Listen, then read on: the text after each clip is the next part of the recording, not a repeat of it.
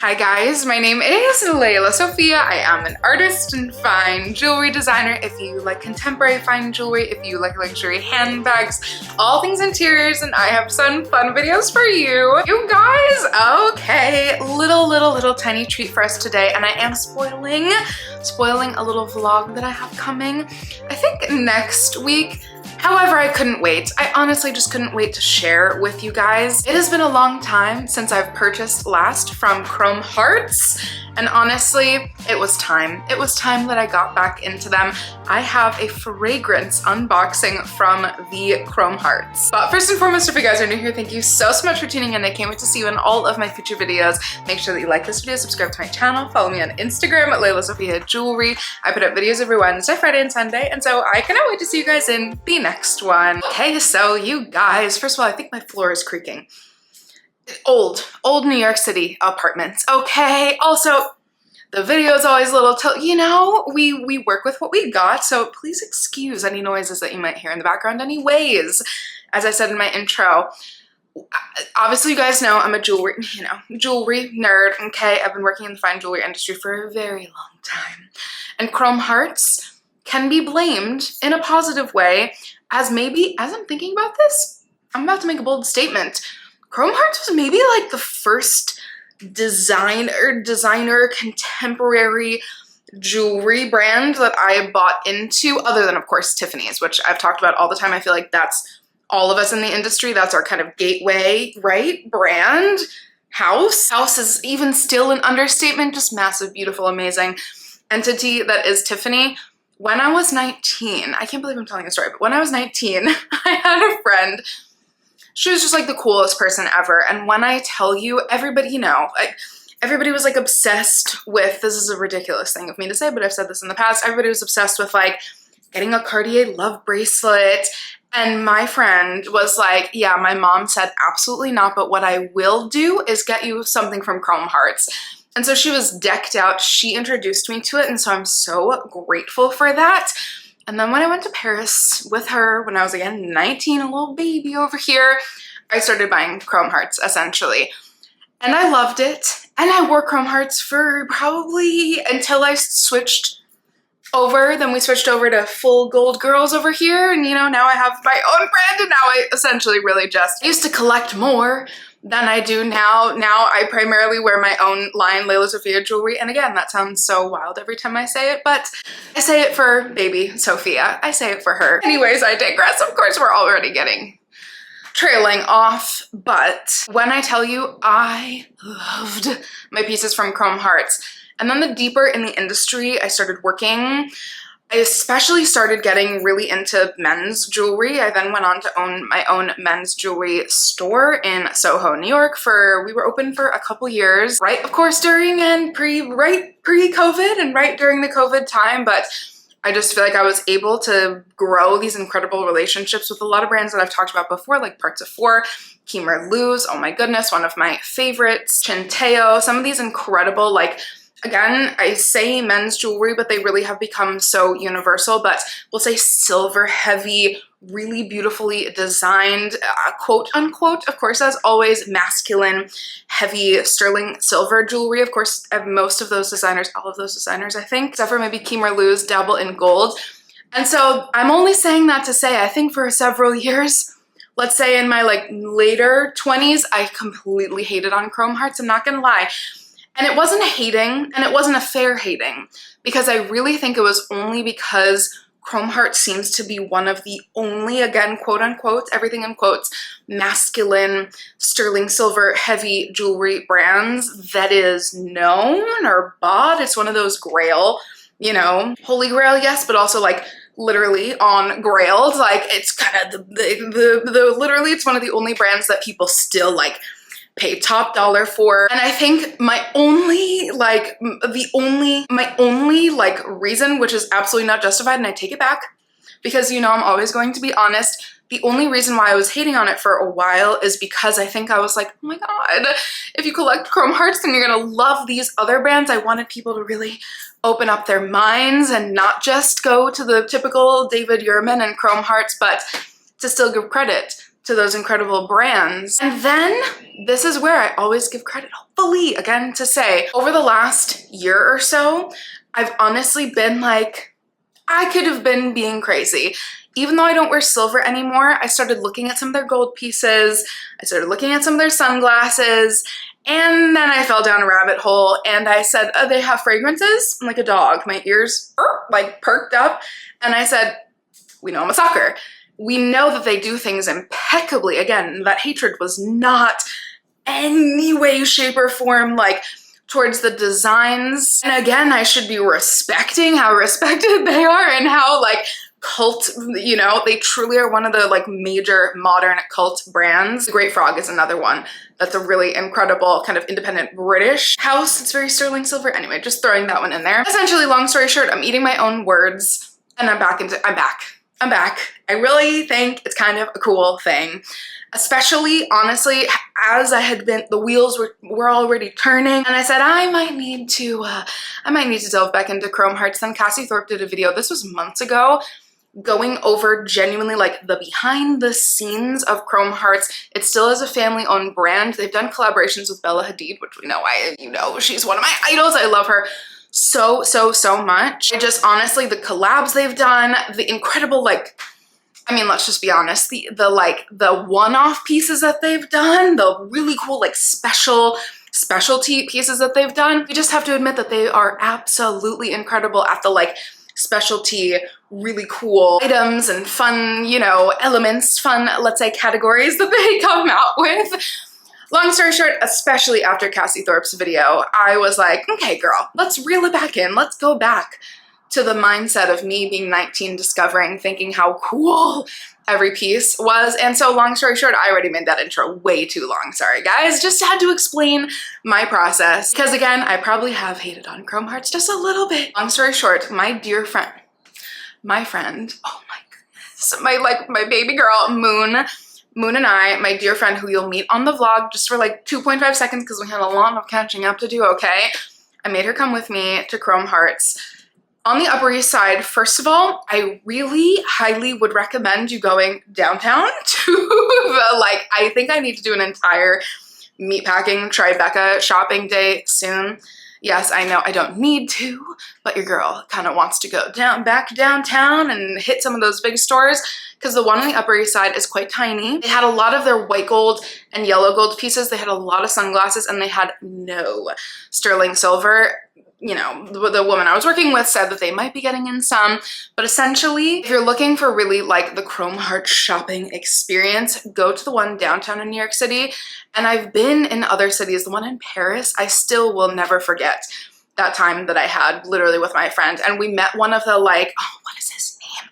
My friend was like, oh my God, that's him. One of the like designers, one of the initial like really cool guys was there. It just was kind of a vibe. The stores are really an experience, and the one on the Upper East Side is just a very Upper East Side experience. It's teeny tiny. It's very curated, shall we say, again, to kind of put it nicely.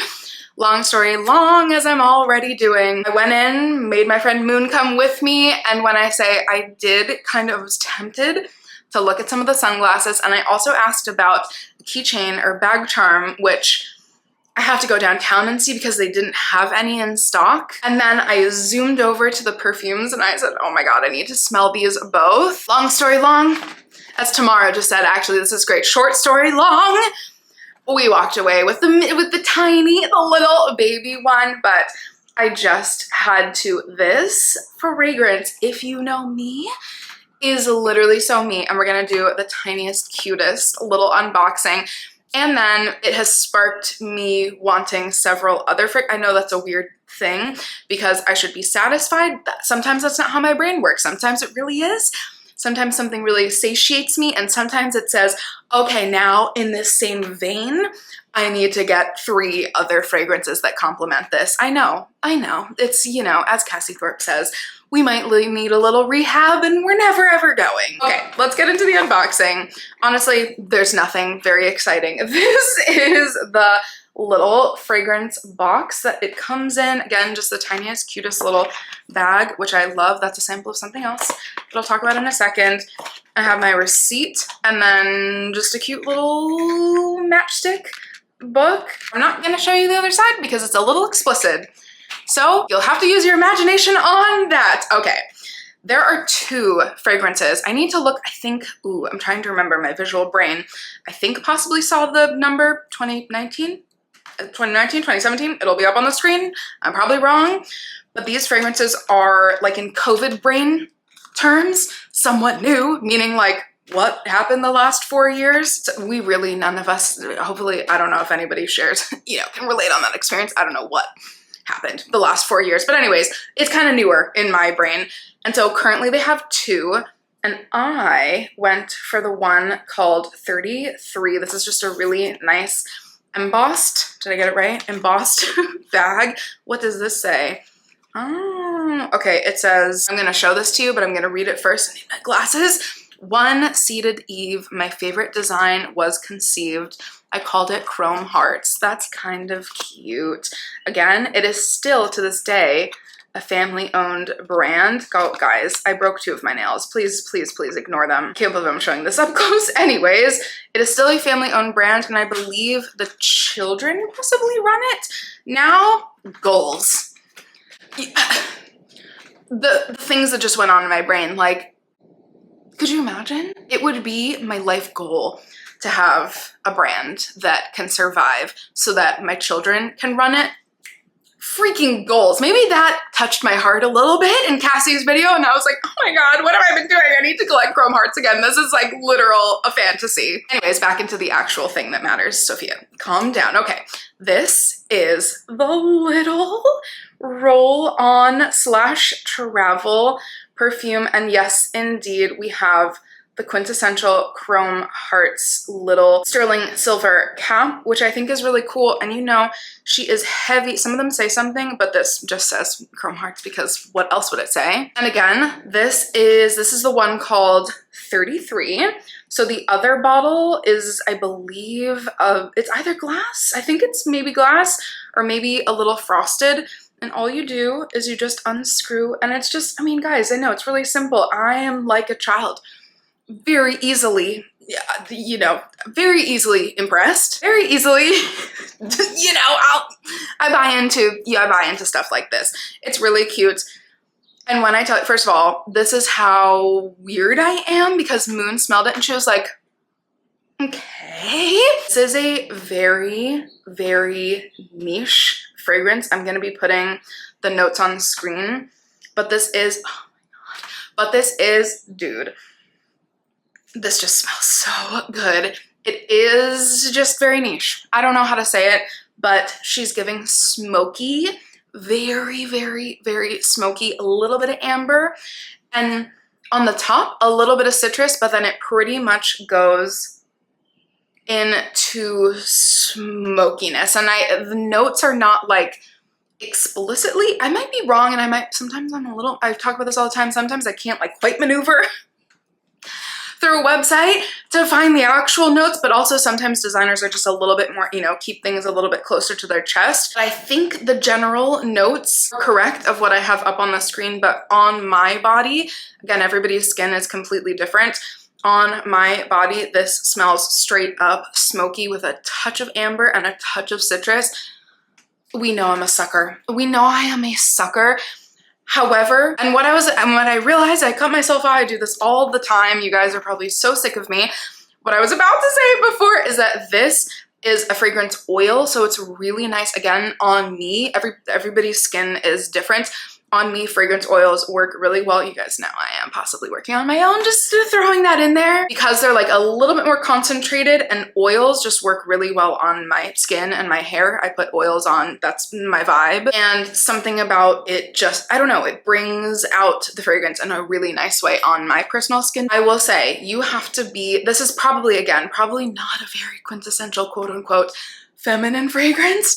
I'm sure, you know, the day that any man, you know, also lives in my house, they probably would not want me wearing this. But until that day, I will freely wear this. And even after that day, I will freely wear this. But long story short, I love a fragrance like this because I feel like it's so, it's gender bending. It's so like avant-garde to be worn. I don't know, like during the summer especially, and on a woman.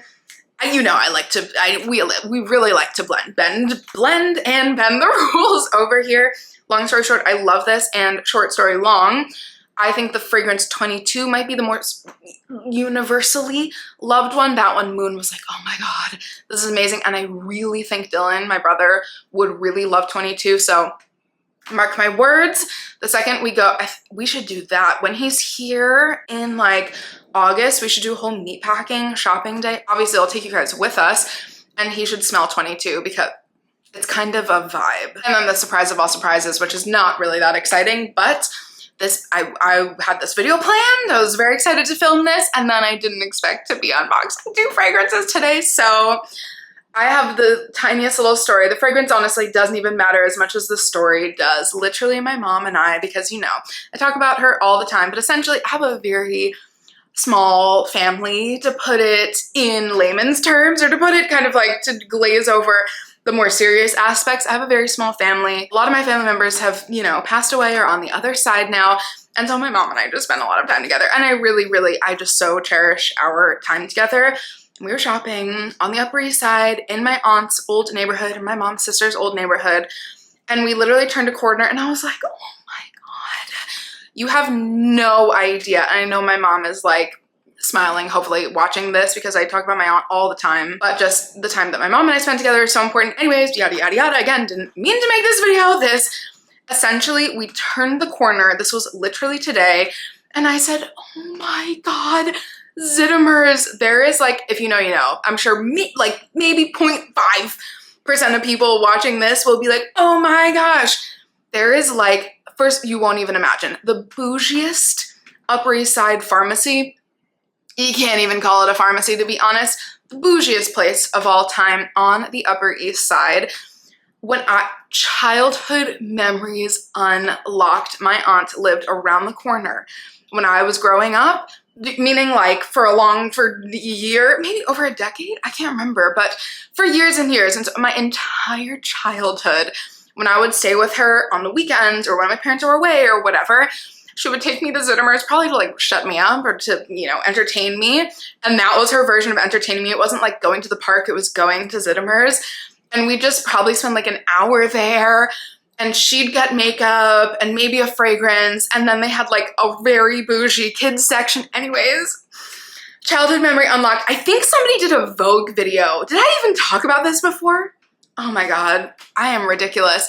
I swear somebody was, I can't remember who it is, but I'll put it in here if I can find it. Somebody did a Vogue video, like in there. Long story short, my mom and I walked in there and I was like, oh my God, I remember going here. Like literally, I've been dozens of times when I was a kid. And I did, like, you don't appreciate, or you just don't understand like what real life is as when you're a kid. I had no idea it was like that level of bougie. And they had Santa Maria Novella, which was my old neighbor. Literally, I lived next to their like really large store on Lafayette Street downtown in Soho. I lived next to them, and it was like my go-to gifting place. If you and I are locked in like that, you've most likely received a Santa Maria Novella candle from me. And they had their fragrances. They also had Byredo. And I was like, all right, we're not going to go that crazy today, but now I know where to also look for Byredo fragrances. Like so many fragrances. It's just a bougie, magical place. If you're ever in New York City, please, please do yourself a favor and go. And I walked over to the Santa Maria Novella, another incredible, not just fragrance house, but also they have like these incredible soaps and candles. I've definitely worked with their items before. I think I sold some of their candles at one like jewelry place that I worked at when I was like literally 22 years old. Again, memories unlocked. And I walked by this bottle. I always know to go for an ambery color, ambery color fragrance. And this one, again, talk about unconventional. She is patchouli, but a little bit sweet and a little bit weird and so old worldly. And then I said to myself, I need to do some more research, because I told my mom this and I was like, wait, is this correct? It is. Santa Maria Novella is the oldest fragrancer. How do you say that word? Fragrancer? Perfumer, essentially, or like fragrance house in the world. Correct me if I'm wrong, but I think I just read that they're 800 years old and some of their fragrances are 500 years old. And so this one called Aqua di Colonia, again, very interesting smell. The top of it is like, smells like an alcohol, which is so ironic because I don't currently drink alcohol, but I can't remember. Oh, I got it. Okay. Well, there you go. What's that called? It's scent memories. It literally smells like a Manhattan on the opening, or like a Negroni. A little bit of a mix of, yes, a Negroni with Spagliato. Okay, just kidding. Anyways, it kind of smells like a Manhattan on the opening. And then on my skin, again, 20, 30 minutes in, it's just like this beautiful patchouli, and it smells ancient in a cool way. And you guys know I like that kind of thing. Something about it is possibly, there's for sure also some animalic notes. So again, some of you are probably like, okay, why is this girl giving us the stupidest fragrance advice or examples or whatever? To me, I think I like a good primal scent, and both of these are very primal, very animalic, very like humanistic. And essentially, long story short, that was really mainly more so my childhood memory unlocked, and the most adorable thank you, mom. Thank you, mom, for this memory, for like the cutest little, I don't know, now we need to go there all the time. The back of the bottle is also really cool. I just highly recommend checking out Santa Maria Novella if you're looking for something really interesting. They do have some much more like light florally fragrances that I think are actually quite new, like within the last year-ish. Tobacco Toscano is the one I was about to say a story, but anyways, someone in my previous life was their favorite scent ever. I can't believe I'm talking about this on camera. An ex of mine's. I would buy that candle all the time because it was their absolute favorite scent. I always kept candles in my house. Like for the last 10 years of Santa Maria Novella, I have one right on my table right here. This vanilla candle is my favorite candle in the entire world. I love myself because, you know, when things are like, you're used to looking at something constantly, and so you kind of forget that it's there. I can't even explain how amazing this smells. Anyways, that is my wildly random little two fragrance unboxing for you guys.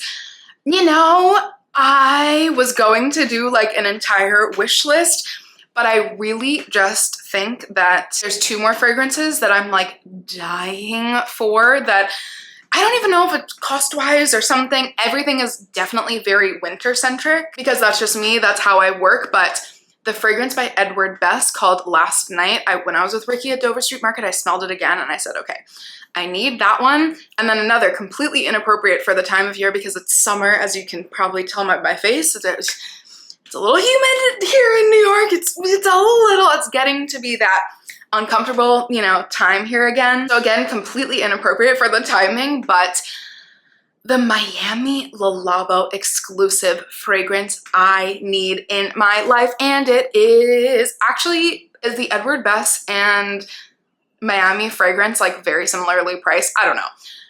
I forget how much the city exclusive Le Labos are, but I've never been a Le Labo girly.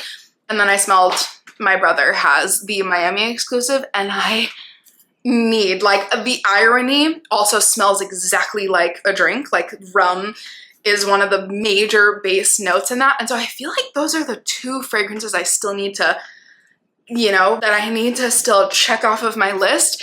And then I feel like I'm in a very good place. And I'll end with, you know, I think I'll be wearing my own fragrances, hopefully. Again, just fragrance oils to start out with, but I'm very, very, very excited about those. Thank you guys so much for dealing with my not very exciting, but really rambly unboxing videos of these 2 new fragrances. I love you to pieces, and I can't wait to see you in my next one. Bye, guys.